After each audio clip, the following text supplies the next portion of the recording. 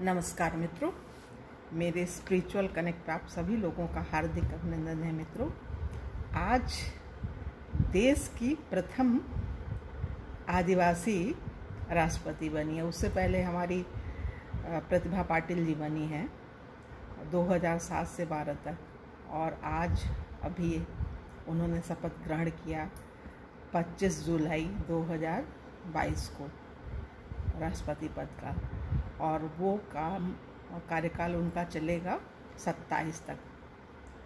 तो मित्रों, हम तो बहुत खुश हैं, पूरे देशवासी भी खुश हैं, क्योंकि उन्होंने 64% रिजल्ट लिया है। मतलब मार्कशीट कह लीजिए, वो तो ये कंपटीशन है तो उसमें इतने मार्क्स मिले हैं उनको, इतने अच्छी रैंक से उन्होंने जीत हासिल की है।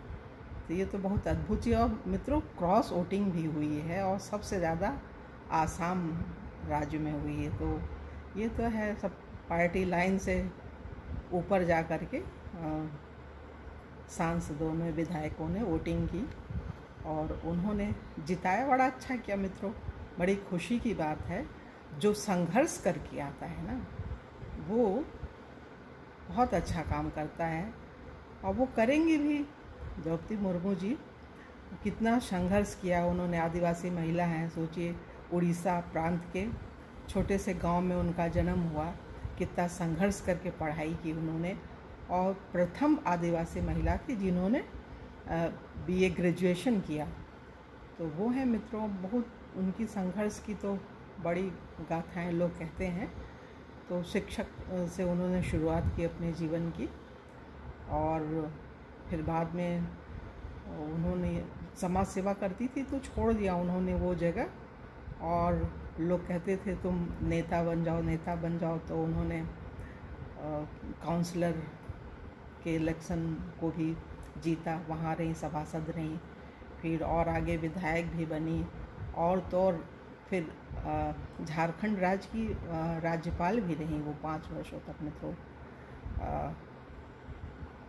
और उन्होंने इतना संघर्ष किया। उनकी संघर्ष की कहानी, एक बार इंटरव्यू आ रहा था, ब्रह्मा कुमारी में वो गई थी, इसलिए गई थी कि हुआ ऐसा था कि 2009 में उनका पहला बेटा ख़त्म हो गया, तो डिप्रेशन में चली गई।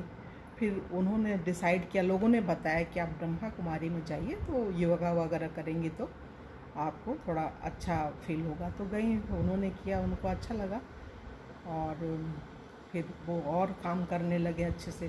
फिर 2013 में उनका सेकंड चला गया, तो कष्ट तो बहुत हुआ, लेकिन उन्होंने वो सहने की उनकी थोड़ी क्षमता बढ़ गई थी, सह लिया। लेकिन उनके पति वो सह नहीं सके, बता रही थी वो खुद ही। तो 2014 में वो चले गए। तो 14 में शायद 3 लोग उनके घर से गए थे, एक छोटी बहन थी, माँ और पति, 3 लोग। तो 3-4 लोग एकदम से 4-5 साल के अंदर ही चले गए, तो उनको बहुत कष्ट हुआ।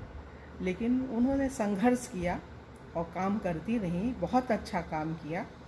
उन्हें गवर्नर भी बनाया गया था, मतलब राज्य की प्रथम महिला जिसको कह लीजिए। तो झारखंड राज्य की प्रथम महिला बनी, और अब पूरे संपूर्ण देश की, भारत देश की प्रथम नागरिक, 140 करोड़ का जो अपना देश है उसकी प्रथम नागरिक बन गई हैं। तो ये तो बहुत ही सौभाग्य की बात है उनके लिए, और हम सभी देशवासियों के लिए भी सौभाग्य की बात है कि हमें ऐसी संघर्ष करने वाली, मेहनत करने वाली और ईमानदार राष्ट्रपति मिली हैं, और महिला राष्ट्रपति हैं, जो कि महिलाओं के लिए विशेष, सभी के लिए, हर वर्ग के लिए वो तो अच्छी हैं, सबके लिए करती हैं। महिलाओं का कुछ विशेष ध्यान देंगी, और जो पिछड़े वर्ग से है उनका कुछ ज़्यादा ही। मित्रों, इस संबंध में हम सोचते हैं कि हाँ, और वो जो हैं अब तीनों, जो जल थल नभ, तीनों सेनाओं की सर्वोच्च कमांडर भी बन गई हैं। तो ये तभी तो सैल्यूट देते हैं वो सब तीनों। देखिए, गार्ड ऑफ ऑनर दिया गया उनको, कितना अच्छा लगा देख करके।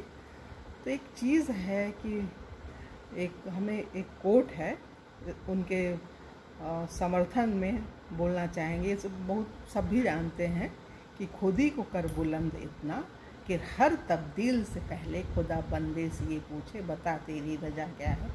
तो उन्होंने संघर्ष जो किया तो उसका परिणाम भी मिला, और उनको स्वयं बुलाया गया इस पद के लिए, उनको टिकट दिया गया, और जीती, बड़े अच्छे परसेंटेज मिले था, 64% सोचिए। तो इससे इतने अच्छे नंबरों से उनकी जीत थी काउंटिंग में। तो पहले ही राउंड से उनका होता चला गया, बढ़त बना ली थी। तो उनको तो होना पहले से निर्धारित भी था कि वो जीतेंगे। तो पार्टी लाइन से हट करके लोगों ने वोट किया। आसाम राज्य में तो सबसे ज़्यादा क्रॉस वोटिंग हुई है और सभी स्टेट में लोगों ने किया, दूसरे पार्टी के लोगों ने भी किया वोट। तो इस हिसाब से उनको बहुत अच्छे नंबर मिले। तो वो आज राष्ट्र की प्रथम महिला बन गई हैं, जिनका सम्मान पूरा देश तो करेगा और विश्व भी करेगा मित्रों। तो उस संबंध में एक चीज़ और हमें याद आ रही है, मनुष्य का मापदंड उसकी संपदा नहीं, बुद्धिमत्ता है। संपदा तो गरीब उस तबके से है, गरीब माँ बाप की बेटी, बहुत संघर्ष करके आई, लेकिन बुद्धिमत्ता थी उनके अंदर, विनम्रता थी, इसलिए ये जगह भगवान ने उन्हें दी है।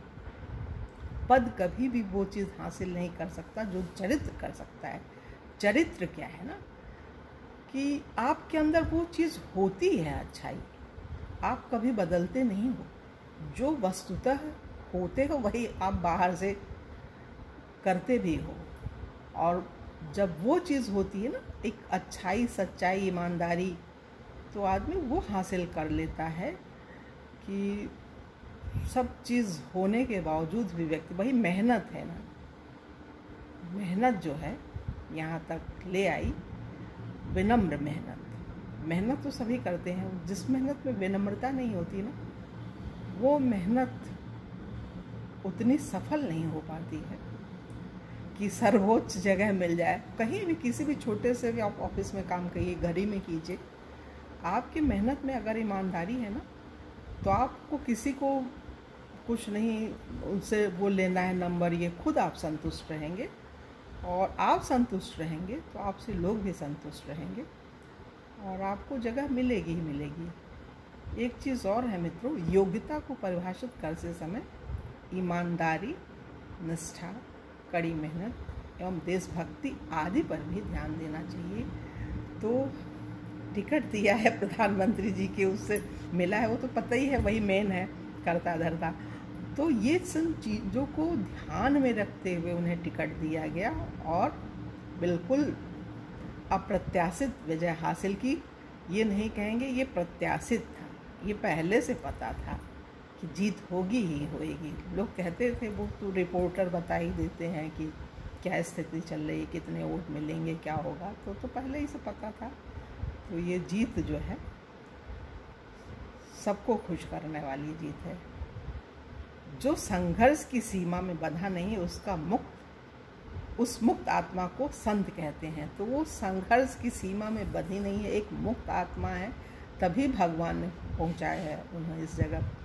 हर कोई नहीं पहुँच सकता है। और संत कोई वस्त्र नहीं है कि आप ऑरेंज कलर का ये ऐसा गिरवा वस्त्र पहन लेंगे तभी आपको लोग जानेंगे कि आप संत हैं, आपने संन्यास ले लिया। संत तो संत होता है, घर गृहस्थी में रहकर भी वो संत होता है। संत क्या है, कथनी और करनी में एक रूपता है, तो आप संत हैं, नहीं तो एक सामान्य इंसान है। सामान्य इंसान और विशेष इंसान में यही फर्क है कि जो वो अंदर होता है वही बाहर दिखाता है।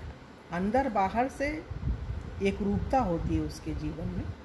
तो जीवन में एक रूपता थी जो अपने देशवासियों के लिए उन्होंने अच्छा काम किया और अब और अच्छा काम करेंगी।